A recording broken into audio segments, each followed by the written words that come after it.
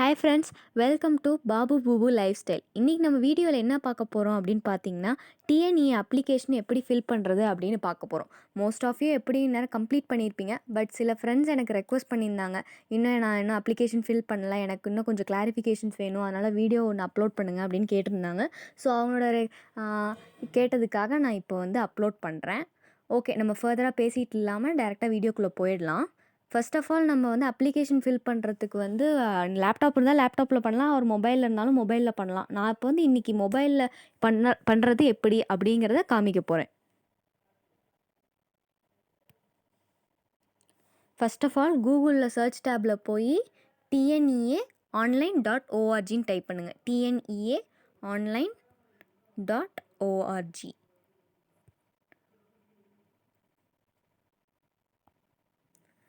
அந்த வெப்சைட்டை டைப் பண்ணோன்னே உங்களுக்கு வந்து கவர்மெண்ட் வெப்சைட் ஓப்பன் ஆகும். அதில் நீங்கள் பார்த்தீங்கன்னா மேலே வந்து ரைட் சைட் டாப்பில் லாகின் ஒரு ஆப்ஷன் இருக்கும். அதை வந்து இப்போ வேணாம். ஃபஸ்ட் பண்ணுறவங்க வந்து கீழே அப்படியே ஸ்வைப் பண்ணிங்கன்னா இங்கே click here for new registration அப்படின்னு இருக்கும். அதுக்கு கீழே என்ன இருக்குது அப்படின்னு பார்த்தீங்கன்னா, ஓவர்வியூ கவுன்சிலிங் ப்ராசஸரும் ஓவர்வியூ சொல்லியிருக்காங்க. ஃபஸ்ட்டு வந்து புது யூஸராக இருந்துச்சுன்னா வந்து ரெஜிஸ்ட்ரேஷன் பண்ணணும். ரெஜிஸ்ட்ரேஷன் பண்ணோன்னே உங்களுக்கு வந்து ஒரு ஐடியும் ஒரு பாஸ்வேர்டும் வந்துடும். அதை வச்சு லாகின் பண்ணணும்.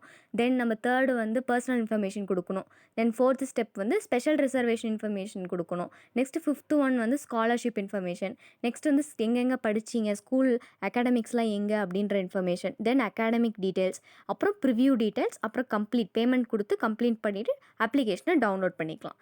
சரி, இப்போ வந்து நம்ம எப்படி ஃபஸ்ட்லேருந்து ரெஜிஸ்ட்ரேஷன் பண்ணுறது அப்படிங்கிறத பார்க்கலாம். இங்கே first click here for new registration click பண்ணால் ஃபஸ்ட்டு நேம் கேட்கும்.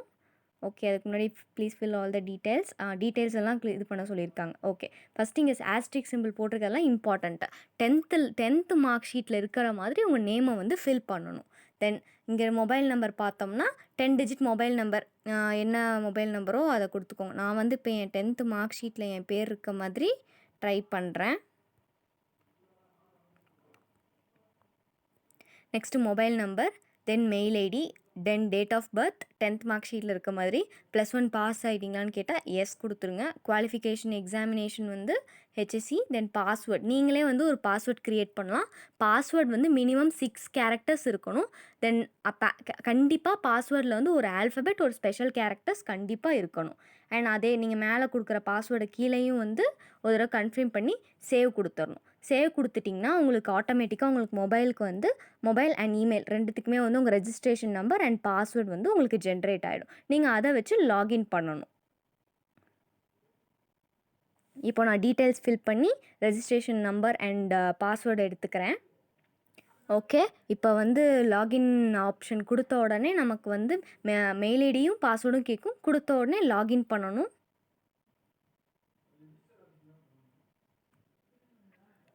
First of all application number அவங்க கொடுத்துட்டாங்க. ஆக்சுவலி இப்போ நான் வந்து எனக்கான அப்ளிகேஷன் ஆல்ரெடி ஃபில் பண்ணிட்டேன். நான் அதனால் வந்து எனக்கு அந்த டேப் ஓப்பன் ஆகாது. ஸோ என்னென்ன எனக்கு கேட்டிருந்தாங்க அப்படிங்கிறத நான் டீட்டெயில்டாக சொல்லிடுறேன்.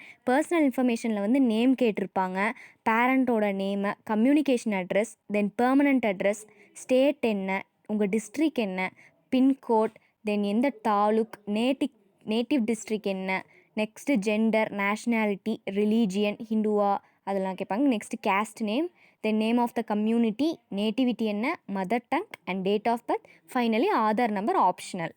தென் செகண்ட் கேட்டகிரிக்கு போனால் செகண்ட் கேட்டகிரியில் வந்து என்ன கேட்பாங்கன்னா ஸ்பெஷல் ரிசர்வேஷனில் வந்து அவங்க நீங்கள் ஏதாவது டிஃப்ரெண்ட்லி ஏபிள்டு பர்சனா அப்படின்னு கேட்பாங்க. நோன்னு சொல்லிடணும். எஸ்னா எஸ் ஆர் நோனா நோ. டிஃப்ரெண்ட்லி ஏபிள்டு எஸ்ன்னு கொடுத்துருந்தீங்கன்னா என்ன டைப் அப்படிங்கிறது ஒரு இது கேட்டிருப்பாங்க. Next X serviceman, only army, navy, air force are eligible இந்த கேட்டகிரியில். தென் நெக்ஸ்ட்டு வந்து எமினன்ட் ஸ்போர்ட்ஸ் பர்சனா அப்படின்னு கேட்டிருப்பாங்க. எஸ்னா எஸ்ன்னு கொடுக்கணும், நோனா நோன்னு கொடுத்துடணும். நெக்ஸ்ட்டு டிஎஃப்சி சென்டர், அதாவது சர்டிஃபிகேட் வெரிஃபிகேஷன் பண்ணுறதுக்கு டிஎஃப்சி சென்டர் உங்கள் வீட்டு பக்கத்துலேயே வந்து எந்த காலேஜா அவைலபிள், எந்த சென்டர் அவைலபிளாக இருக்கோ அந்த சென்டர் கொடுத்துருங்க. அங்கே நீங்கள் அந்த டேப் ஓப்பன் பண்ணிங்கனாலே உங்கள் டிஸ்ட்ரிக்டோட நேம் கொடுத்தீங்கன்னா அதில் என்னென்ன அவைலபிள் அப்படிங்கிறத காமிக்கும். நீங்கள் அதை பேஸ் பண்ணி நீங்கள் கொடுத்துக்கலாம். அண்ட் இந்த வருஷம் வந்து ஆன்லைனா ஆஃப்லைனான்னு கேட்டதுக்கு மேக்ஸிமம் வந்து ஆன்லைன்லேயே சர்டிஃபிகேட் வெரிஃபிகேஷன் வந்து இருக்கும். பட் ஒரு சிலர் வந்து கரெக்ஷன் இருக்குது சர்டிஃபிகேட்டில் அப்படின்ற பட்சத்தில் அவங்க மேபி வர சொல்லலாம். ஸோ இருந்தாலும் டிஎஃப்சி சென்டர் வந்து வீட்டுக்கு பக்கத்தில் கொடுத்துருங்க. தென் தேர்ட் ஸ்டெப் வந்து ஸ்காலர்ஷிப் இன்ஃபர்மேஷன். ஸ்காலர்ஷிப் இன்ஃபர்மேஷனில் வந்து பேரண்ட்டோட ஆக்குபேஷன் கேட்பாங்க. ஸ்டேட் கவர்மெண்ட் எம்ப்ளாயியா, ஆர் பிஸ்னஸா, or individual business, or private sector, anything அது நீங்கள் கொடுத்துடலாம். நெக்ஸ்ட்டு ஆண்டு வருமானம், ஆனுவல் இன்கம் என்ன அப்படின்றதையும் கேட்டிருப்பாங்க. நெக்ஸ்ட்டு ஃபஸ்ட் கிராஜுவேட்டான்னு கேட்டிருப்பாங்க. எஸ்னா எஸ்ன்னு கொடுங்க, நோனா நோன்னு கொடுங்க. போஸ்ட் மெட்ரிக் ஸ்காலர்ஷிப் அதாவது கன்வெர்டட் கிறிஸ்டியன்ஸ் அந்த மாதிரி ஏதாவது ஒரு ஆப்ஷன் கேட்டிருப்பாங்க. எஸ்னா எஸ்ன்னு கொடுக்கலாம், நோனா நோன்னு கொடுத்துரும். நெக்ஸ்ட்டு வந்து ஸ்கூல் ஆஃப் ஸ்டடி, அதாவது ஸ்கூல் பற்றின இன்ஃபர்மேஷன் கேட்பாங்க. நீங்கள் படித்த ஸ்கூலோட கேட்டகிரி என்ன, ப்ரைவேட்டா, பப்ளிக்கா, கவர்மெண்ட்டா, ஆர் என்னது அப்படின்னு கேட்டிருப்பாங்க. ப்ரைவேட்னா ப்ரைவேட், ஆர் கவர்மெண்ட் ஸ்கூல்னா government school, or central government, anything அது நீங்கள் உங்கள் இதுபடி கொடுத்துக்கலாம். நெக்ஸ்ட்டு வந்து 8th ஸ்டாண்டர்ட் டு 12th ஸ்டாண்டர்டில் வரைக்கும் தமிழ்நாட்டில் படிச்சிங்களா அப்படின்னு கேட்டிருப்பாங்க. எஸ்னா எஸ்ன்னு கொடுங்க, நோனா நோன்னு கொடுத்துருங்க. சிவிக் ஸ்டேட்டஸ், ஸ்கூல் இருக்க லொக்கேஷன் இருக்க பிளேஸ் வந்து முனிசிபாலிட்டியா, கோஆப்ரேஷனா, ஆர் என்னன்னு கேட்டிருப்பாங்க. அதுக்கு தகுந்த மாதிரி கொடுத்துக்கோங்க. நெக்ஸ்ட்டு வந்து கவர்மெண்ட் ஸ்கூலில் படிச்சிங்களா 6th to 12th அப்படின்னு கேட்டிருப்பாங்க. எஸ்னா எஸ்ன்னு கொடுங்க, நோனா நோன்னு கொடுத்துருங்க. நெக்ஸ்ட்டு வந்து உங்கள் 6th standard to 12th standard வரைக்கும் நீங்கள் எந்தெந்த ஸ்கூலில் படிச்சிங்களோ அந்தந்த ஸ்கூல் பேரும், எந்த டிஸ்ட்ரிக்டில் அது இருக்கோ அந்த டிஸ்ட்ரிக்ட் நேம், அண்ட் எந்த ஸ்டேட்டோ அதை வந்து கொடுக்கணும். நீங்கள் 6th to 12th ஒரே ஸ்கூலில் படிச்சிங்க அப்படின்னா மேலே ஒரு பாக்ஸ் மாதிரி இருக்கும், சேம் ஃபார் ஆல்னு ஒரு ஆப்ஷன் இருக்கும். அதை வந்து கிளிக் பண்ணிங்கன்னா நீங்கள் ஒரு இதுக்கு டைப் பண்ணிங்கன்னா அதே எல்லாத்துக்கும் காப்பி ஆகிடும்.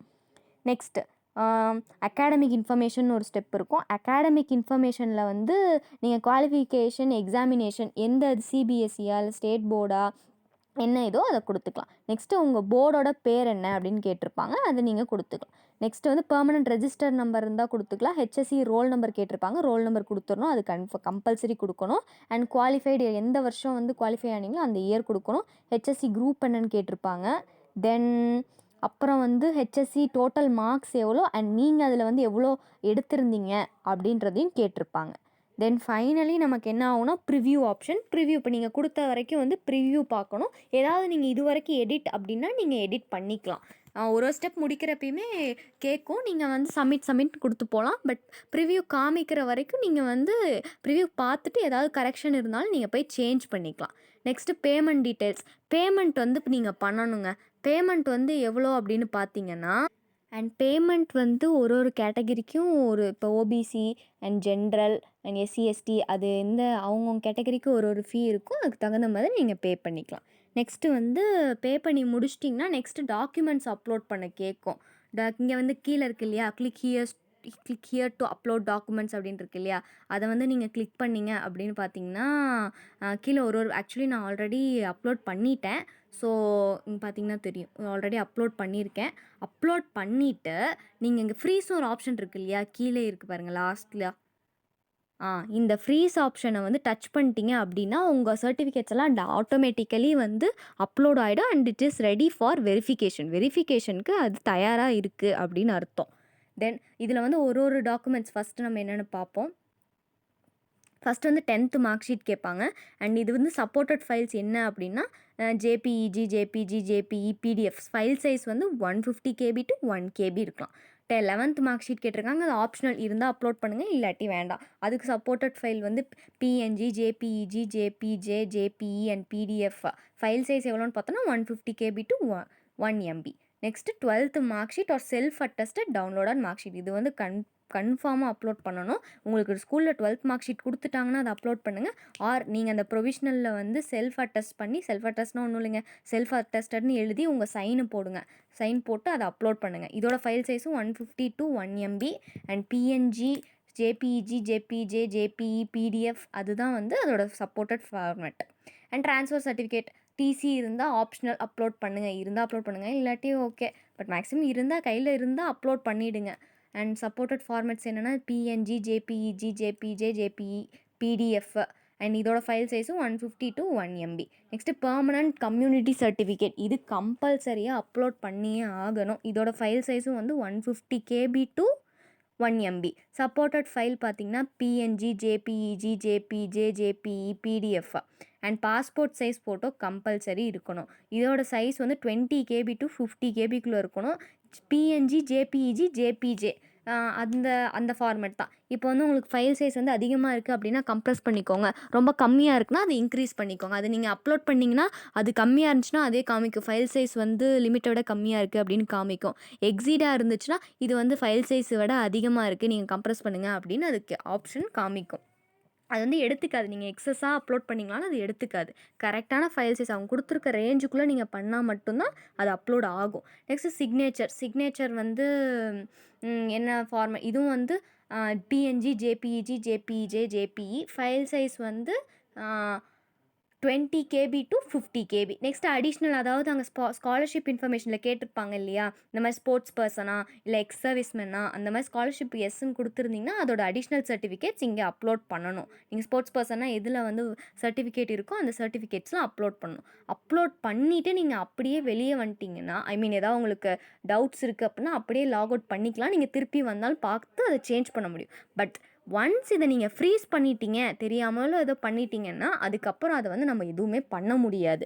டைரெக்டாக வந்து நம்ம அதுக்கப்புறம் டிஎஃப்சி போய் தான் மாற்றுற மாதிரி இருக்கும், ஏதாவது தப்பாக பண்ணிட்டோம். மேக்ஸிமம் வந்து பொறுமையாக தெளிவாக நிதானமாக பண்ணுங்கள், பொறுமையாக பண்ணுங்கள், பண்ணிடலாம். ரொம்ப ரொம்ப கிரிட்டிக்கலான சுச்சுவேஷனில் பட் பொறுமையாக பண்ணணும். தென் என்ன அப்படின்னு பார்த்தோம்னா, நீங்கள் ஃப்ரீஸ்னு ஒன்ஸ் நீங்கள் அப்லோட் ஐ மீன் அந்த ஆப்ஷன் கிளிக் பண்ணுறீங்க அப்படின்னா அதில் வந்து ஒரு பாப்பப் வரும். இந்த மாதிரி நீங்கள் ஷியோராக வந்து பண்ணுறீங்களா அப்படின்ட்டு ஒரு ஓடிபி மாதிரி சென்ட் பண்ணணும்.